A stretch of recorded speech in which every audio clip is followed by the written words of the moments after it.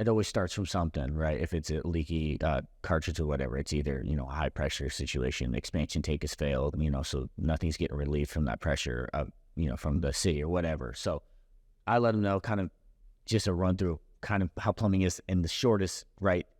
For someone that doesn't really know. Yeah, what do you say? Let them know a little bit.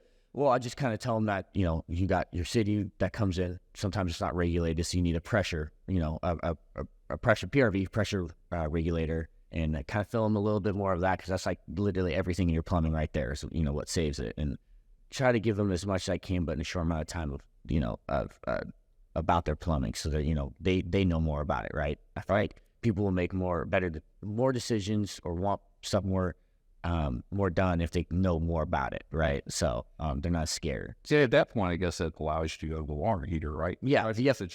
Yes. So how do you explain to someone that a valve issue is something they need to go take a look at the water heater? Well, it's perfect because usually the water heater's in the garage, and then usually a lot of the times the main line comes in the garage, right? So you got your shut off, and a lot of times if they don't know where their main shut off is for the house, and that's usually main shut off PRV, right? And that's PRV, and then so that's all in the garage. So I go in there and so, hey, show me your garage.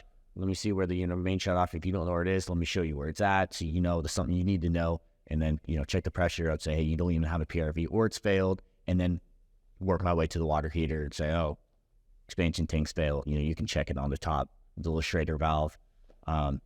Check that, and I think customers like that though. Just even let them know. I don't for say, hey, this needs to be done, but you just say this is failed. This is failed. So you say failed. Not failed. I would say this will fail now at any time. If it gets to yeah.